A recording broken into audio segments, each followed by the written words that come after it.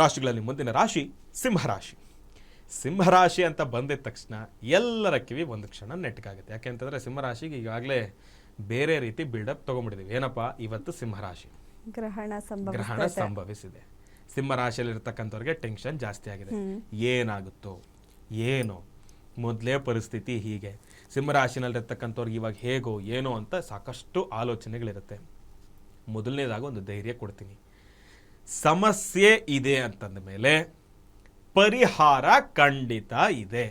ಪರಿಹಾರವನ್ನು ಮಾಡ್ಕೊಳ್ಳೋದ್ರಿಂದ ಸಮಸ್ಯೆಯಿಂದ ನಾವು ಆಚೆ ಬರ್ತೀವಿ. ಸಿಂಹರಾಶಿನಲ್ಲಿರ್ತಕ್ಕಂಥವ್ರು ತಾವು ಭಯಭೀತರ ಆಗ್ತಕ್ಕಂಥದ್ದು ಬೇಡ, ತಲೆ ಕೆಡಿಸ್ಕೊಳ್ತಕ್ಕಂಥದ್ದು ಬೇಡ.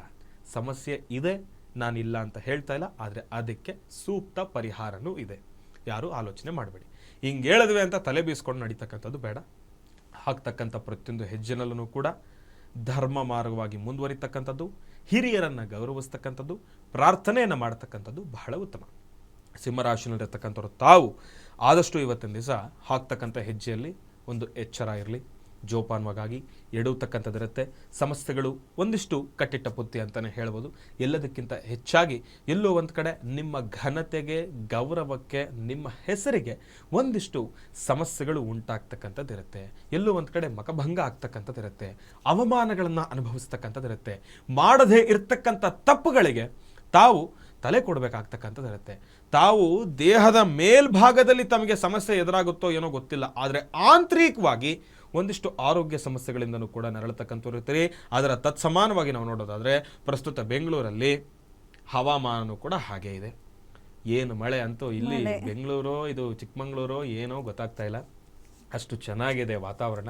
ಈ ಸಮಯದಲ್ಲಿ ಆರೋಗ್ಯದಲ್ಲಿ ಬದಲಾವಣೆ ಆಗ್ತಕ್ಕಂಥದ್ದು ಸಹಜನೇ.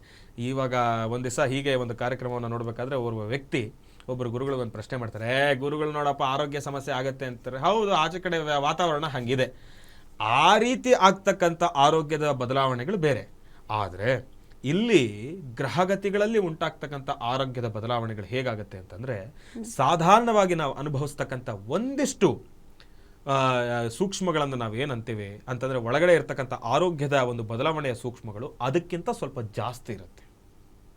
ಇವಾಗ ಜ್ವರ ಬರುತ್ತೆ, ಒಂದಿಷ್ಟು ಜನಕ್ಕೆ ಮಾತ್ರೆನಲ್ಲಿ ನಿಂತೋಗುತ್ತೆ, ಒಂದಿಷ್ಟು ಜನಕ್ಕೆ ಇಂಜೆಕ್ಷನ್ ತೊಗೊಂಡದ್ಮೇಲೆ ನಿಂತೋಗುತ್ತೆ, ಒಂದಿಷ್ಟು ಜನಕ್ಕೆ 2 ಅಲ್ಲ 3 ಇಂಜೆಕ್ಷನ್ ತೊಗೊಂಡ್ರು ಹೋಗೋದಿಲ್ಲ, ಸ್ವಲ್ಪ ಲೇಟ್ ಆಗುತ್ತೆ. ಆ ರೀತಿ ಬೇರೊಂದು ರೀತಿ ಸಮಸ್ಯೆಗಳನ್ನು ಉಂಟು ಮಾಡ್ಕೊಳ್ತಕ್ಕಂಥದ್ದಿರುತ್ತೆ. ಆರೋಗ್ಯದಲ್ಲಿ ಒಂದಿಷ್ಟು ಬಹಳ ದೊಡ್ಡ ಮಟ್ಟದ ಬದಲಾವಣೆಗಳನ್ನು ಗಮನಿಸ್ತಕ್ಕಂಥವ್ರು ಇರ್ತಾರೆ. ಸಿಂಹರಾಶಿನಲ್ಲಿರ್ತಕ್ಕಂಥವ್ರು ಜೋಪಾನ. ಜೊತೆಗೆ ಸ್ವಲ್ಪ ಸ್ಟ್ರೆಸ್ ಜಾಸ್ತಿ ಇರುತ್ತೆ, ಟೆನ್ಷನ್ ಜಾಸ್ತಿ ಇರುತ್ತೆ. ಅದೆಲ್ಲವನ್ನು ಕೂಡ ತಲೆಯಲ್ಲಿ ಇಟ್ಕೊಳ್ತಕ್ಕಂಥದ್ದು ಬೇಡ. ಸ್ವಲ್ಪ ಜೋಪಾನವಾಗಿರ್ತಕ್ಕಂಥದ್ದು ಬಹಳ ಉತ್ತಮ. ಈ ಸಮಯದಲ್ಲಿ ಅತಿಯಾಗಿ ಸ್ಟ್ರೆಸ್ಸನ್ನು ತೆಗೆದುಕೊಳ್ತಕ್ಕಂಥದ್ದು ಬೇಡ. ಸಿಂಹರಾಶಿನಲ್ಲಿರ್ತಕ್ಕಂಥವ್ರು ತಮಗೆ ವಿಶೇಷವಾಗಿರ್ತಕ್ಕಂಥ ಒಂದು ಪರಿಹಾರ ಮಾರ್ಗ ಅಂತಂದರೆ, ಈಗಾಗಲೇ ನಾನು ಪ್ರಾರಂಭದ ಹಂತದಲ್ಲಿ ಹೇಳ್ತಿದ್ದೆ, ಸಿಂಹರಾಶಿನಲ್ಲಿರ್ತಕ್ಕಂಥವ್ರು ಮಾತ್ರ ಅಂತಲ್ಲ, 12 ರಾಶಿಗಳಲ್ಲಿರ್ತಕ್ಕಂಥವ್ರು ಪ್ರತಿಯೊಬ್ಬರೂ ಕೂಡ ಈ ಒಂದು ಪೂಜಾನುಷ್ಠಾನವನ್ನು ಸಲ್ಲಿಸ್ತಕ್ಕಂಥದ್ದು ಬಹಳ ಉತ್ತಮ. ಇವತ್ತಿನ ದಿವಸ ತಾವು ಸೂರ್ಯ ಪರಮಾತ್ಮನನ್ನು ಪ್ರಾರ್ಥನೆಯನ್ನು ಮಾಡ್ತಕ್ಕಂಥದ್ದು, ಒಂದು ಕೆಂಪು ವಸ್ತ್ರದಲ್ಲಿ 3 ಹಿಡಿ ಗೋಧಿಯನ್ನು ತಾವು ಆ ಒಂದು ಕೆಂಪು ವಸ್ತ್ರದಲ್ಲಿ ಹಾಕಿ ನಿಮ್ಮ ಮನೆ ದೇವರನ್ನು ಪ್ರಾರ್ಥನೆಯನ್ನು ಮಾಡಿ, ಸೂರ್ಯ ಪರಮಾತ್ಮನನ್ನು ಪ್ರಾರ್ಥನೆಯನ್ನು ಮಾಡಿ, ತಾವು ನವಗ್ರಹಗಳನ್ನೂ ಕೂಡ ಪ್ರಾರ್ಥನೆಯನ್ನು ಮಾಡಿ ತಾವು ಭಗವಂತನಿಗೆ ಸಮರ್ಪಣೆಯನ್ನು ಮಾಡ್ತಕ್ಕಂಥದ್ದು ಬಹಳ ಉತ್ತಮ. ಎಲ್ಲಿ ಸಮರ್ಪಣೆಯನ್ನು ಮಾಡಬೇಕು?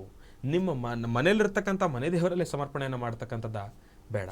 ವಿಷ್ಣು ಪರಮಾತ್ಮನ ಸನ್ನಿಧಾನಕ್ಕೆ ಹೋಗಿ, ಯಾವುದಾದ್ರೂ ಕೂಡ ಪರವಾಗಿಲ್ಲ, ವಿಷ್ಣು ಪರಮಾತ್ಮನ ಸನ್ನಿಧಾನಕ್ಕೆ ಹೋಗಿ ಅಲ್ಲಿ ಭಗವಂತನ ಸನ್ನಿಧಾನದಲ್ಲಿ ಆ ಒಂದು ಧಾನ್ಯದ ಒಂದು ಸಣ್ಣ ಗಂಟೆ ಎಂಬತಕ್ಕಂಥದ್ದೇನಿದೆ ಅದನ್ನು ಸಮರ್ಪಣೆಯನ್ನು ಮಾಡಿ ಭಗವಂತನ ಪೂಜಾನುಷ್ಠಾನವನ್ನು ಸಲ್ಲಿಸ್ತಕ್ಕಂಥದ್ದು ಬಹಳ ಉತ್ತಮ. ಇದನ್ನು ಮಾಡೋದ್ರಿಂದ ಸಿಂಹರಾಶಿನಲ್ಲಿರ್ತಕ್ಕಂಥವ್ರು ತಮಗೆ ಇರೋದರಲ್ಲಿ ಒಂದಿಷ್ಟು ಆರೋಗ್ಯ ಸಮಸ್ಯೆಗಳಿಂದ ದೂರ ಆಗ್ತಕ್ಕಂಥದ್ದಿರುತ್ತೆ. ಆಮೇಲೆ ಎಲ್ಲದಕ್ಕಿಂತ ಹೆಚ್ಚಾಗಿ ತಾವು ಮಾನಸಿಕವಾಗಿ ನೊಂದ್ಕೊಳ್ಳೋದ್ರಿಂದ ಸ್ವಲ್ಪ ದೂರ ಆಗ್ತಕ್ಕಂಥದ್ದಿರುತ್ತೆ. ಏನೇ ಆಗಲಿ ತಾವು ಭಗವಂತನನ್ನು ಪ್ರಾರ್ಥನೆಯನ್ನು ಮಾಡಿ, ಅದರ ಜೊತೆಗೆ ಪಿತೃದೇವತೆಗಳ ಆರಾಧನೆಯನ್ನು ಮಾಡಿ ಜೋಪಾನವಾಗಿರಿ ಅಂತ ನಾನು ಹೇಳ್ತೀನಿ. ಸಿಂಹರಾಶಿನಲ್ಲಿರ್ತಕ್ಕಂಥವ್ರು ಒಳ್ಳೆಯದಾಗಲಿ, ಶುಭವಾಗಲಿ.